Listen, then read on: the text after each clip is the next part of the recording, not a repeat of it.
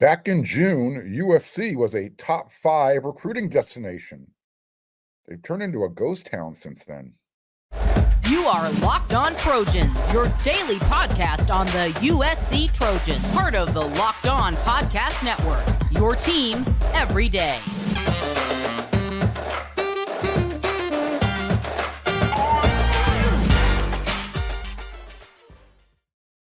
Fight on, everyone. I'm your host, Mark Holkin, and thank you for making Locked On USC your first listen every day. Whether you're watching on YouTube or wherever you want to download your podcast, we're free.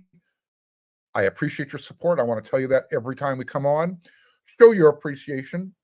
Hit that subscribe button if you're watching on YouTube. And when you see that thumbs up, hit it, smash it. And I do not ever want you to miss one episode, Monday through Friday. Hit that bell notification button and you're taken care of.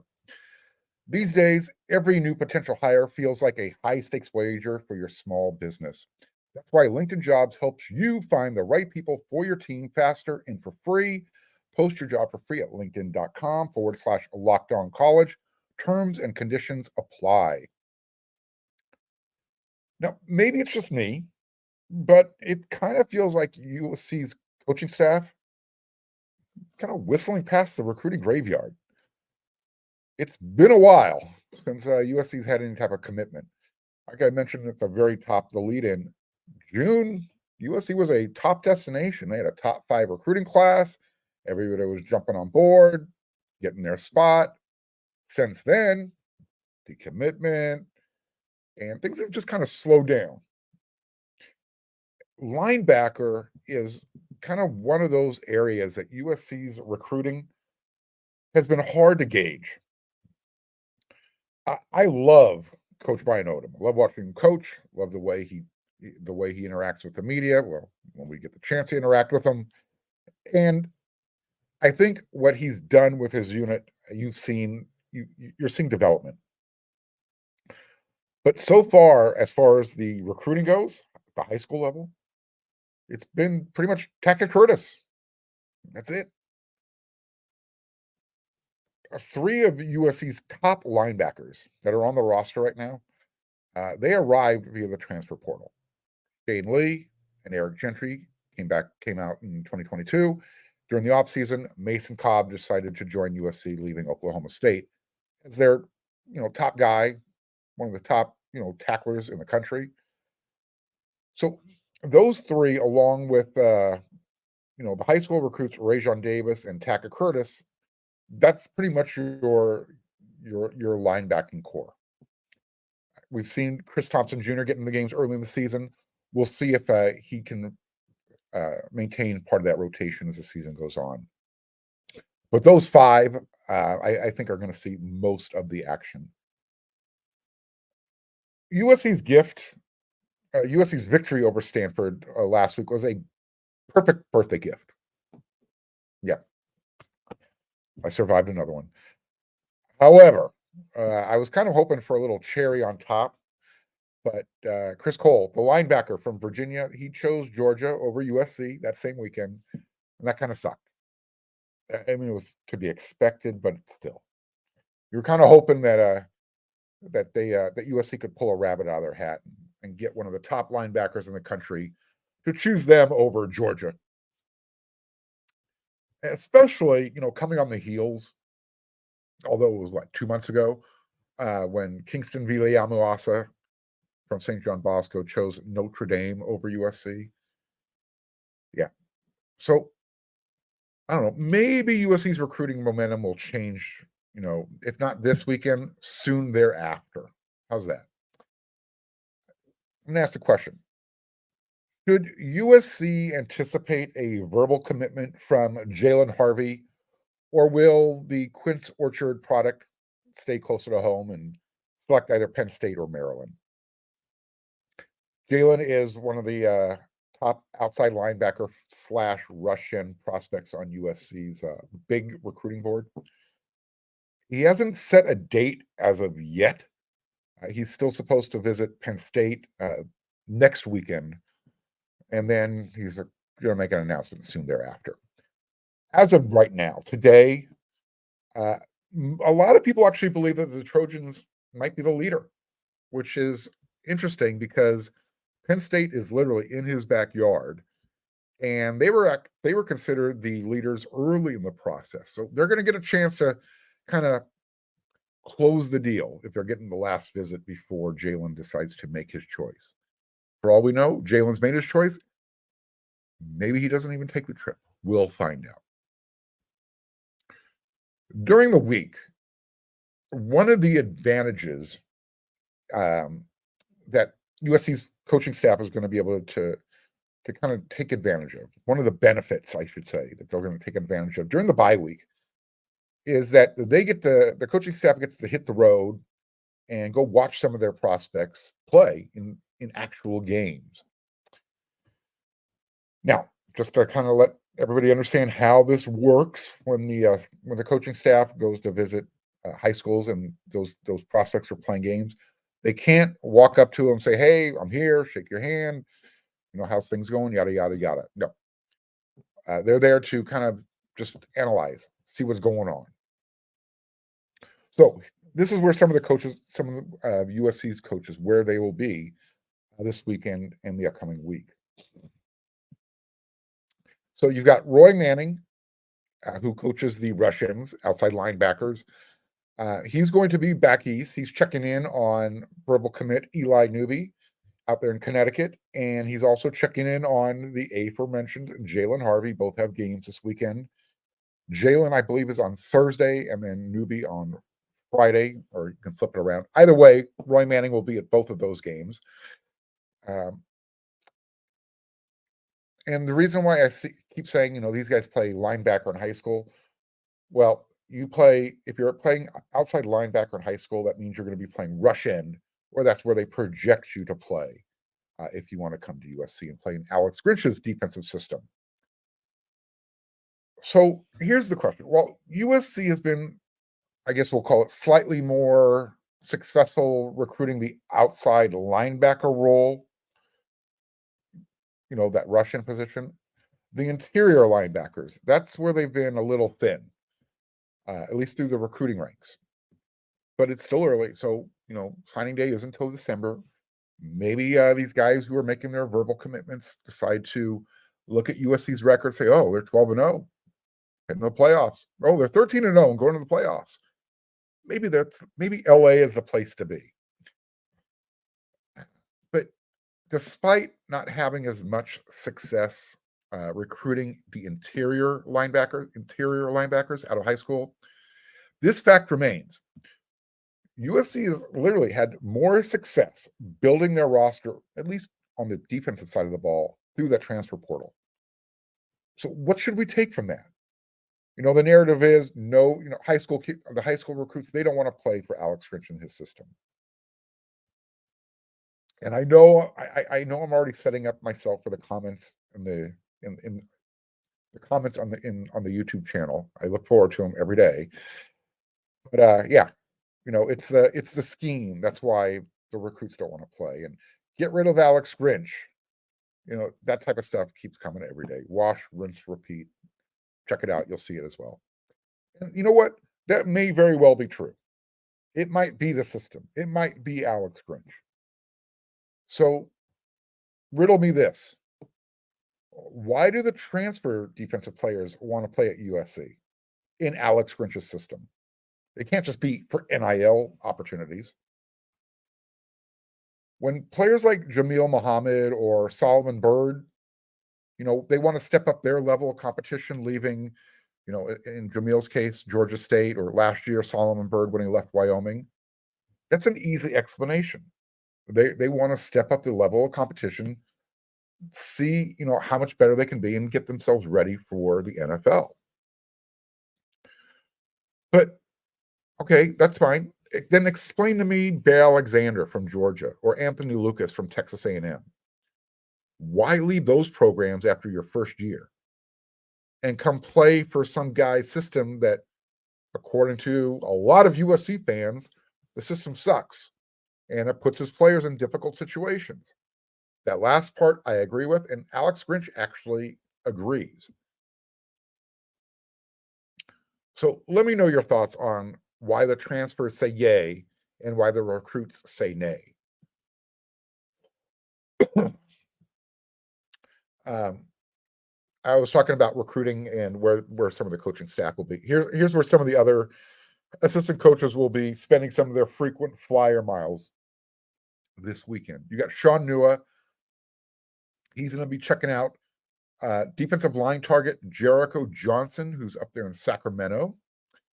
That's on Thursday night. So by the time you're watching this episode of Locked On USC, first thing Friday, Sean will have been out there and moved on to his next game. Now, the reason why, not the reason, but I think Jericho Johnson becomes a higher priority now that one of USC's top prospects from Southern California, Aiden Breland from Mater Dei, he released his top 3 on Wednesday. Guess who missed the cut? So Aiden Breland is going to be choosing between Georgia, Miami, and Oregon.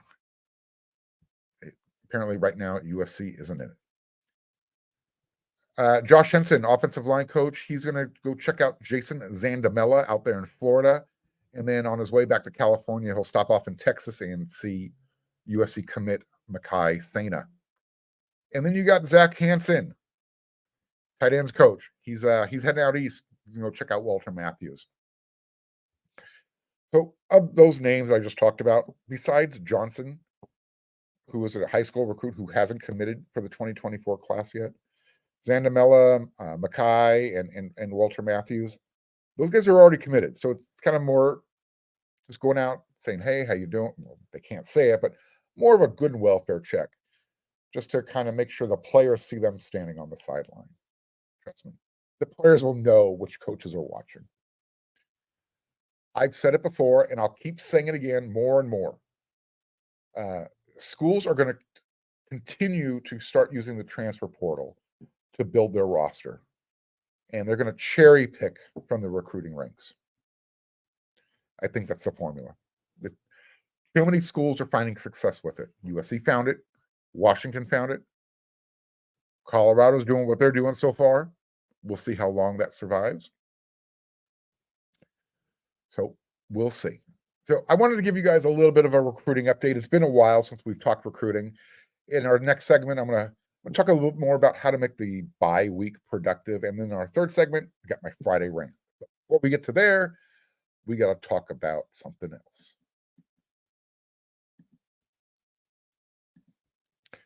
These days, every new potential hire can feel like a high-stakes wager, especially if you have your own small business. And you want to be 100% certain that you have access to the best qualified candidates available. That's why you have to check out LinkedIn Jobs. LinkedIn Jobs helps you find the right people for your team faster, and they do it for free. As easy it is to use LinkedIn to find a job, it's also just as easy to create a free job posting on LinkedIn Jobs. And once you add your job listing, you're then going to add that to your, you're going to take that purple hashtag hiring frame, and you're going to add it to your own LinkedIn profile to spread the word that you are hiring. LinkedIn is going to provide you simple tools like screening questions, and that makes it easy to focus on candidates with just the right skills and experiences so you can quickly prioritize who you'd like to interview and hire. Recruiting the right person for your team means a better product. It's why small businesses rate LinkedIn Jobs #1 in delivering quality hires versus the leading competitors. LinkedIn Jobs helps you find the qualified candidates you want to talk to faster. Post your job for free at linkedin.com/LockedOnCollege. That's linkedin.com/LockedOnCollege to post your job for free. Terms and conditions apply.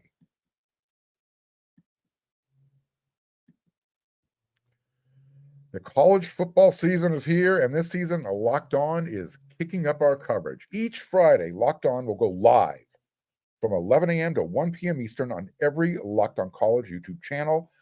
And Locked On College Football Live will cover the college football implications, the conference rivalry games, and they're going to go in depth like only Locked On can, including insight and analysis from our stable of Locked On College hosts covering their team every day.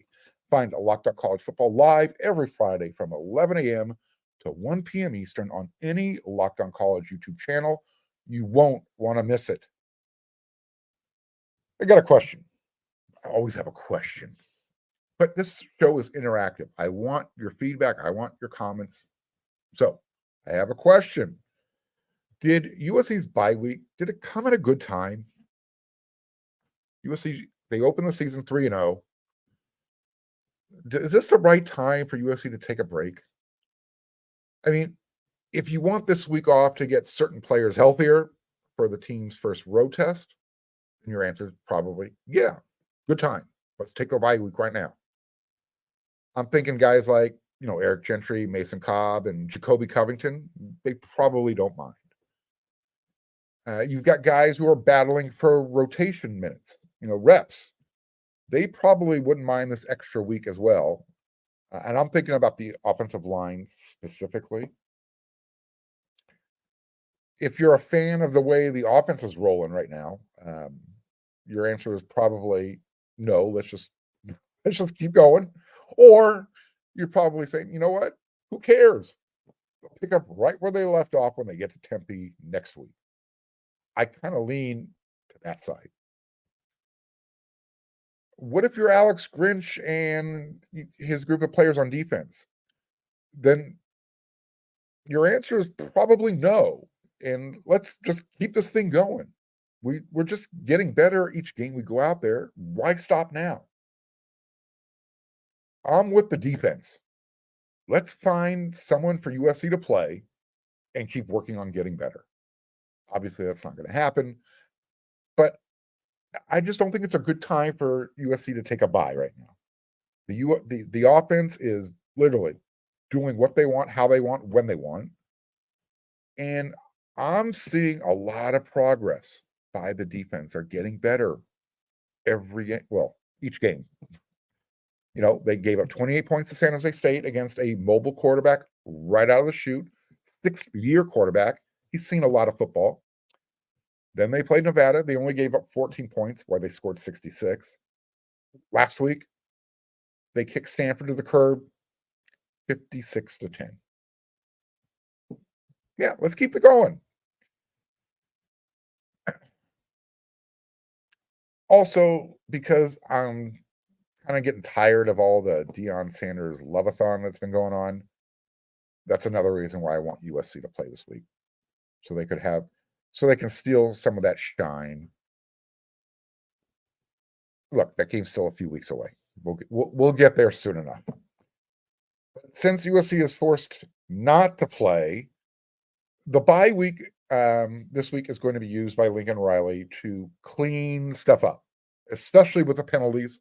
Talked about it a little bit during this week. He wants to make sure his team stays grounded as well, just to make sure they're not reading too many of their press clippings, checking out social media too much.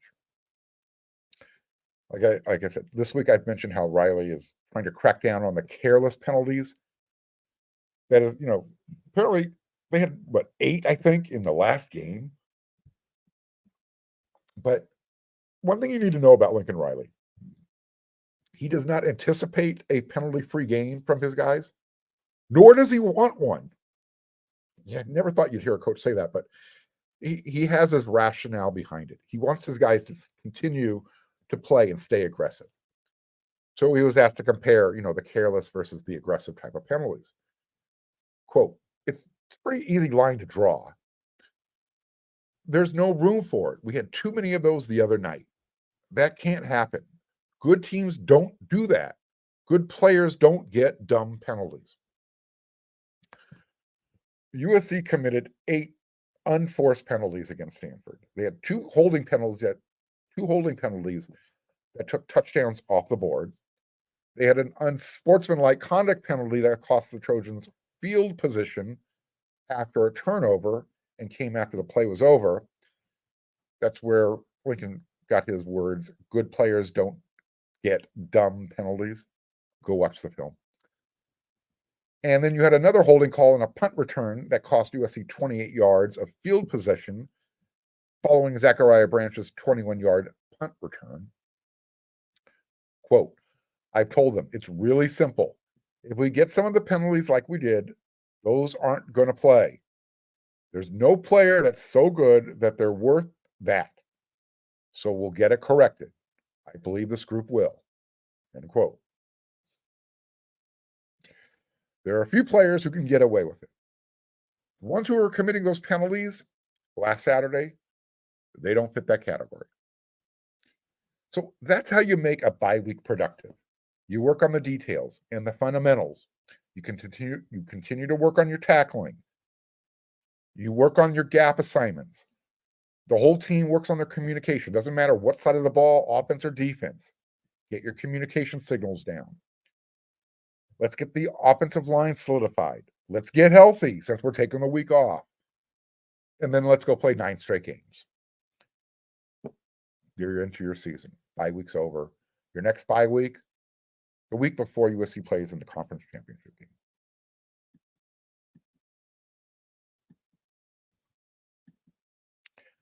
Get ready for the NFL season with incredible offers from FanDuel, America's #1 sportsbook. Right now, new customers, if you bet $5, you're going to get $200 back in bonus bets, and that's guaranteed. Plus, all customers, if you bet $5, you're going to get $100 off the NFL Sunday ticket from YouTube and YouTube TV. That's kind of cool. Now's the best time to join FanDuel. The app is easy to use, and you can bet on everything from the point spreads to the over-unders to player prop bets. There's a whole lot more. So visit FanDuel.com/locked-on and kick off the NFL season with an offer you won't want to miss. FanDuel, an official partner of the NFL.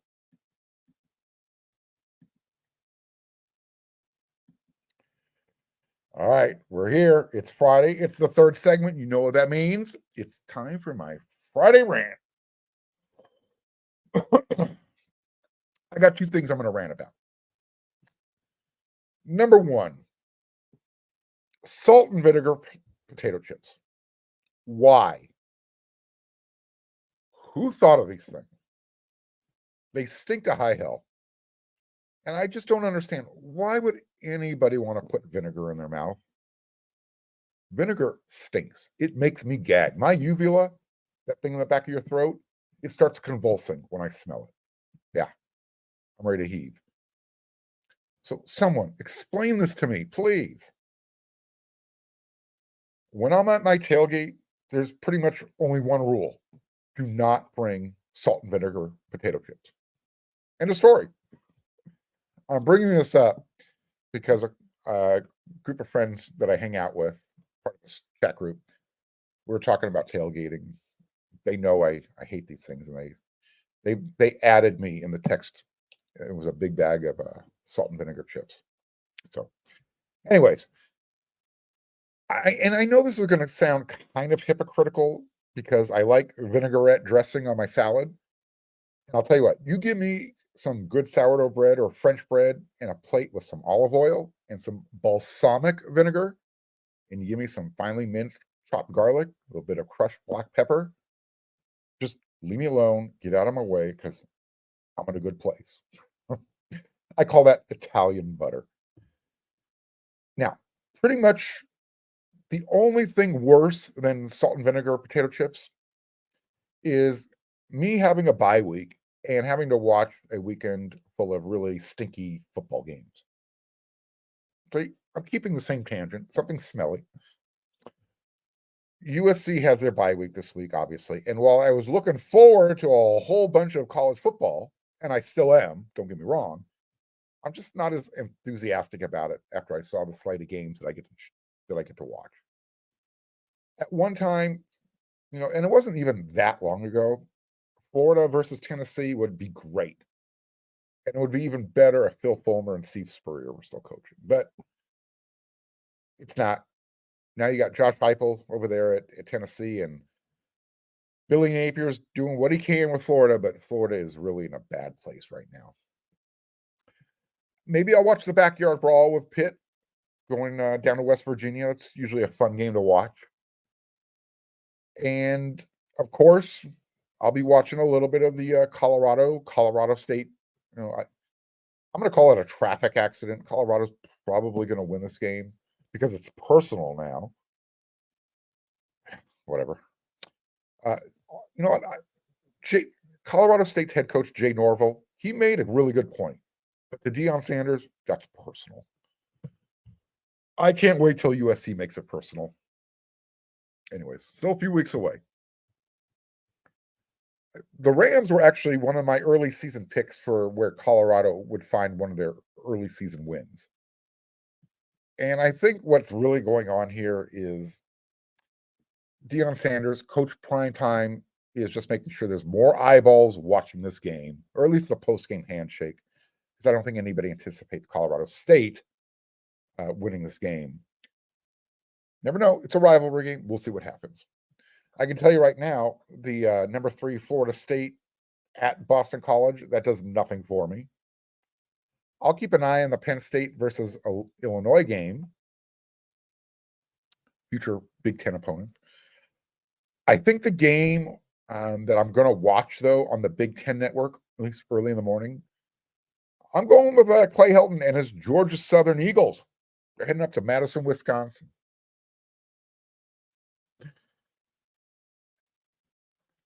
As far as the best conference in the country, the Conference of Champions, the Pac-12, these are the games that I get to choose from this weekend. Utah hosts Weber State, yawn. Oregon State is going to host San Diego State. I'm interested in this game just a little bit because USC won't face the Beavers until the Beavers get to the conference championship game where they'll face USC. Yeah, you heard me correctly. Washington Huskies, they're at Sparty at Michigan State. Memo to Washington. Both programs right now are 2-0. Washington, Michigan State. Don't embarrass us, Huskies. USC is allowing you to come to the big conference. Don't be the first team to lose. I suppose UCLA wasn't satisfied with just playing Coastal Carolina. They're looking for all small schools with the name Carolina in their name. This weekend, they host North Carolina Central. Wow. Okay. Hawaii, they're at Oregon. Wazoo hosts Northern Colorado. At this point, I'm probably going to settle into some sort of food coma and then pass out. I'll eventually wake up, hopefully in time so I can watch that ASU game. They're taking on Fresno State, and that'll give me a chance to kind of see what USC is going to face next Saturday night at 7:30. ASU, Fresno State, 7:30 p.m. this Saturday as well. But here's my thing. Here's where my rant is going to come to an end, and this week's show will come to an end. Once the conference realignments have settled into place, there really are no reason for any of these types of trashy early season games. I mean, Auburn, credit, you traveled out to Berkeley last weekend. You eked out the win. You're coming back home and you're taking on Samford, not Stanford, Samford. One word. Why? I'm not going to complain about conference matchups. Those games, they are what they are. I mentioned the Florida-Tennessee game. However, give me the top 65 power conference teams, and that's the pool to schedule from, period. End of story. So once the conference realignment settles down, let's just start taking those top 65, whatever, 70 teams, whatever the group is, and say, you know what? If you want to schedule out a conference, you got to pick from this group of teams. Because you know what? For every Appalachian State upset at Michigan, those types of upsets are just too far apart from each other. They're not worth scheduling. So let's just put an end to it. Let's just move into the new model. That's the direction we're going with anyways. Get into that 12-team playoff. Let's schedule games against teams that have a legitimate shot at making the 12-team playoff field. All right, so that's my rant. Don't eat salt and vinegar potato chips. And give me better football games to watch during the bye week. I'll be back next week with another 5 episodes of Locked On USC. That's what we do here. That's why you keep coming back. Tell a friend. Let's get that subscription number up. Let's get those views up. I appreciate you. Thanks again. So until that next episode of Locked on USC, everyone, you know what to do.